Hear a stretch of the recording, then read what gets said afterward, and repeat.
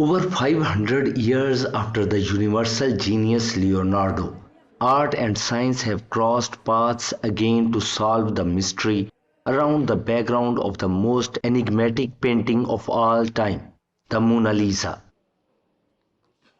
For decades, art historians have debated on its landscape, speculating on various locations that could have inspired Leonardo, but only a multitasking intellectual, the geologist and Italian Renaissance scholar N. Pizarro actually solved the dilemma.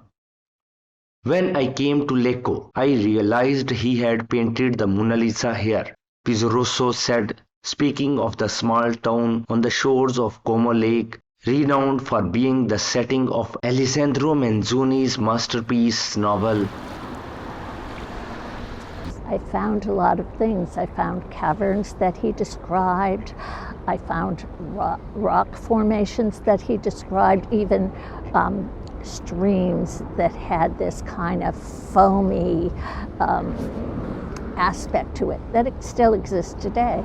And then when I came to Lecco, I realized he had painted the Mona Lisa here, and I did a lot of research on the rock formations, and that's how this discovery came about.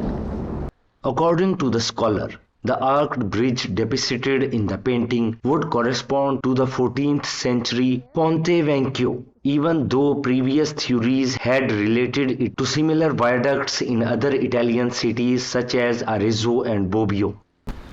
The bridge to me was not the important aspect of painting, Pizarro said, as the main point of her was the surrounding landscape. In the other hypothesis, the geology was just incorrect. The bridge to me was not the important aspect of the painting.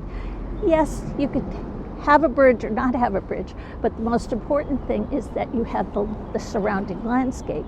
And in the other hypotheses, the geology was just incorrect. It was just a bridge. It didn't have a lake behind it. It didn't have the geology. The geologist found that rock formation in Lecco were limestone, which matched the sawtooth figures depicted at the back of the noblewoman.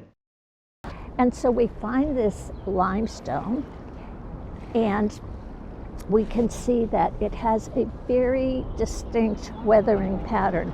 You can see those sawtooth figures in the background, and you can see a lot of other rocks that have been uplifted that he depicts accurately in the painting. Pizarro, who feels a special bond with Leonardo, also hopes that her breakthrough will change the public's approach to the artist. I felt great. I didn't realize this was so important. But every time I go to the Louvre, they just have the painting of the Mona Lisa and an arrow.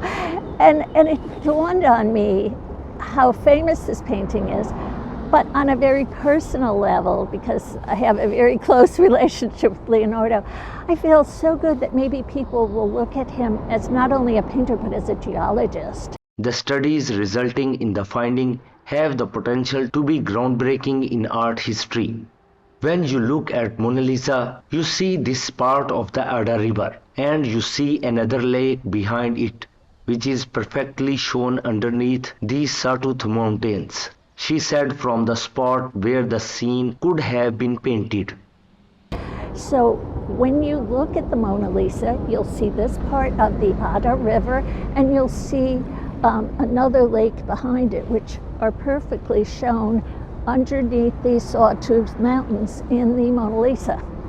Pizarro's research on Leonardo show perfectly the extent to which the artist and the scientist came together, said Michael, Executive Director of Artwatch UK, a non-profit organization monitoring the conservation of artworks.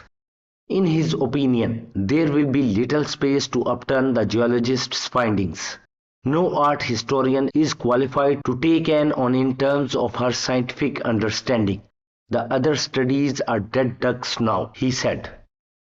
As the scholar solved the enigma on the background, he argued the painting might lose a bit of its mystery. but the gain is that we are able to understand the nature of Leonardo all the better.